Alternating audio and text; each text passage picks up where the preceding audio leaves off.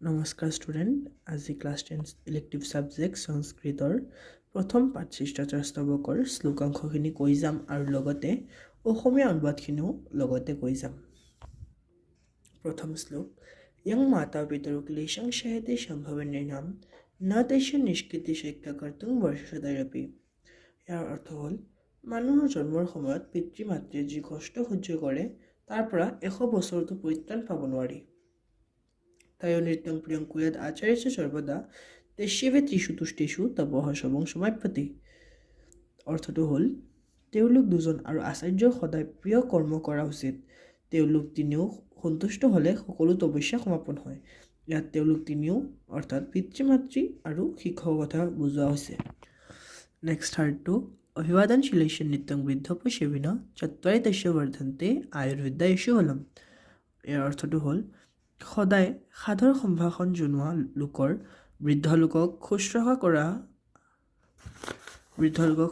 কৰাজনৰ আয়ু, বিদ্যা, বল, যশস্যা এই 4টা গুণ বৃদ্ধি হয়।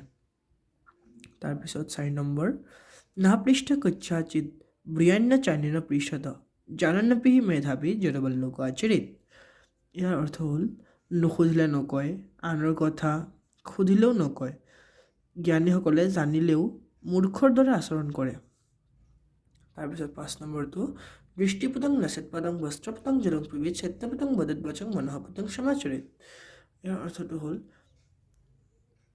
শুদ্ধ দৃষ্টিৰে ভৰি পেলোৱা উচিত, কাপোৰেৰে চেকি অৰ্থাৎ বিশুদ্ধ পানী পান কৰা উচিত, শুদ্ধ কথা কোৱা উচিত আৰু শুদ্ধ মনে বিচৰা ধৰণে আচৰণ কৰা উচিত। এতিয়া 5 নম্বৰটো ইয়াত কৰ্ম কুৰ্বতেস্য স্যাৎ পৰিতোষে অন্তৰা আত্মনা তৎ প্ৰয়ত্নেন কুৰ্বত বিপৰীতং তু বৰ্জেত। অৰ্থাৎ যি কৰ্ম কৰা হয় অন্তৰাত্মা সন্তুষ্ট হোৱাকৈ কৰা উচিত, সেই যত্ন সহকাৰে কৰি বিপৰীতটো বৰ্জন কৰা উচিত। 6 নম্বৰটো হ'ল 7 নম্বৰটো অধিগত্ৰাণি শুদ্ধয়ন্তি মনসত্যেন শুদ্ধয়তি বিদ্যা তপেঙ্গ ভূতাত্মা বুদ্ধিৰ জ্ঞানেন শুদ্ধয়তি। পানীৰে শৰীৰ শুদ্ধ হয়, মন সত্যৰে শুদ্ধ হয়, জীৱাত্মা বিদ্যা তপস্যা আৰু বুদ্ধি জ্ঞানেৰে শুদ্ধ হয়।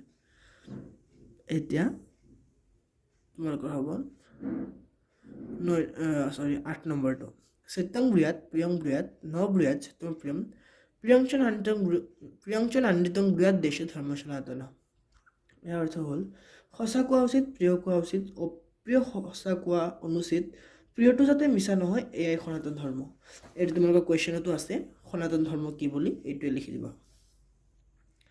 তাৰপিছত 9 নম্বৰ শ্লোকটো বয়স কৰ্মণ অৰ্থস্য শ্ৰুতেস্য অভিজনস্য চ বেশ ভাগবুদ্ধি সাৰূপ্যম আচৰণম বিচৰিত দৃঢ়।